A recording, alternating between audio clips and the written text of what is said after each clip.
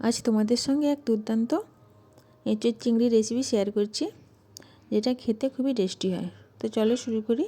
প্রথমে আমি এঁচোড়টাকে ছোটো ছোটো করে কেটে নিয়ে কুকারের মধ্যে একটু নুন দিয়ে সেদ্ধ করে নেব। এবার একটা কড়াইতে কিছুটা আলু কেটে নেব, সেটা আলুটাকেও লাল লাল করে ভেজে নেব। এবার কিছুটা চিংড়ি মাছও ভেজে নেব। তারপর ওই কড়াইতে একটু রিফাইন্ড অয়েল দিয়ে দেবো ওই সেদ্ধ করে রাখা এঁচোড়টাকেও হালকা ভেজে নেব।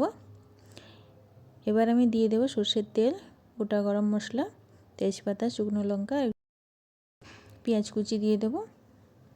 পেঁয়াজটা একটু লাল লাল করে ভাজা হয়ে গেলে দিয়ে দেবো আদা রসুন কাঁচা লঙ্কা বাটা, সেটাকে একটু ভালোভাবে কষিয়ে নেব। তারপর দিয়ে দেবো একে একে গুঁড়ো মশলা, লঙ্কা গুঁড়ো, হলুদ গুঁড়ো, জিরে ধনে গুঁড়ো দিয়ে কষিয়ে নিয়ে দিয়ে দেবো একটা টমেটোটা একটু নুন দিয়ে কষিয়ে নেব, যাতে টমেটোর কাঁচা গন্ধটা চলে যায়।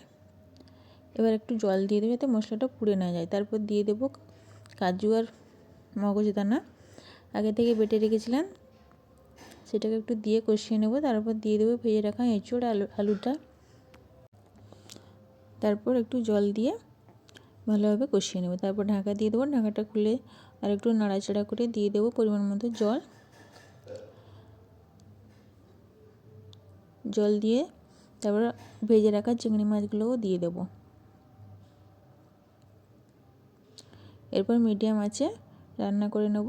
শেষে দিয়ে দেবো হাফ চামচ মতো চিনি, একটু স্বাদ মতো নুন, একটু গরম মশলা গুঁড়ো আর ধনেপাতা কুচি দিয়ে নামিয়ে পরিবেশন করব। তো এই ছিল আমার আজকের রেসিপি। ভিডিওটি ভালো লাগলে কমেন্টে জানিও। আজ এইটুকুনি, দেখা হচ্ছে পরের রেসিপিতে।